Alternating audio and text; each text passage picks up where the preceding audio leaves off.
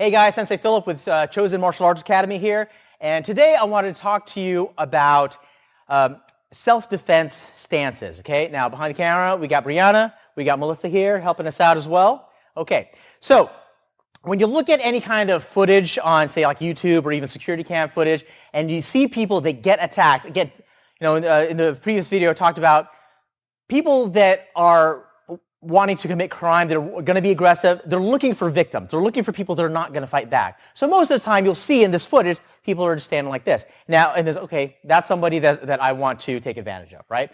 Now when they go to them, typically, come on over here, Melissa, if I'm going to be attacking here, a lot of times they're just staying right there, right? They're kind of frozen. They're thinking in their head like, oh man, this sucks. I don't want to be in this situation. If I just comply, if I just like stay, yeah, okay, fine, that's fine. I'll do whatever you say, that everything's going to be okay. But a lot of times you see in the footage that they're not okay, right?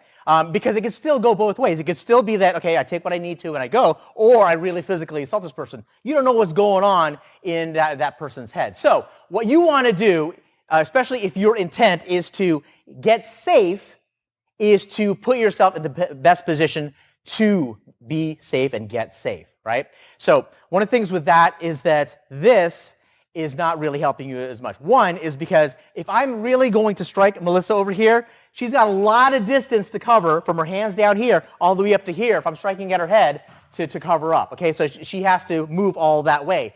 Better that if she has her hands and arms up towards her head, that it's less distance to cover, and she'll be able to defend herself a bit more. Secondly, if it's such that I'm not going to necessarily strike her, I'm going to take her down, I've got to come down here. Well, if her feet are together here, her center of gravity is a bit higher, so she's going to be easier for me to take down. If it's such that she gets her base, she widens her stance a little bit more, she gets here, gets loose in her knees, about 50-50 on each, then if I come in, I have to really get a lot lower to take her down. Okay, so now that's the thing with that kind of a defense. So in order to stay safe, you have to make sure that you have your mind, you have your wits about you. That meaning that if I hit, you want to be defended, you want to get dizzy, you definitely don't want to get knocked out, right? You also want to maintain your mobility, meaning that you want to be able to move around. If I knock her out, she's down on the ground, she's not mobile. If I take her down to the ground, she's not mobile. So having her hands up this way and getting a nice wide base is going to help her with that. So if it's such that I'm talking and I'm provoked or something like that, and she's in her stance, I come here, now she can defend much, much more easily, right? If I come in with a straight punch, she can defend, hands up, she can defend much, much more easily as well. Okay, she doesn't have to cover all of that distance.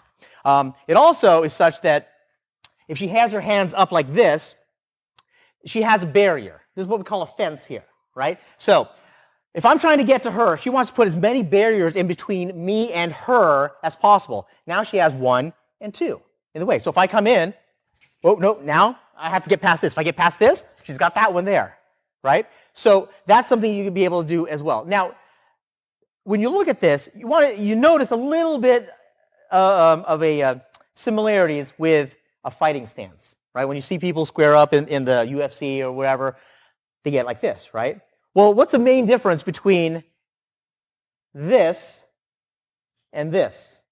It's really the hands, isn't it? Because fighters, they want to maintain a base, they want to have their defense up, but what's in the ring is not necessarily what we're trying to do in self-defense over here, right? She wants to communicate to me that she doesn't want any trouble. She doesn't want to fight. She doesn't want anything. Especially in times when we have security cameras, we get all these people on their cell phone stuff.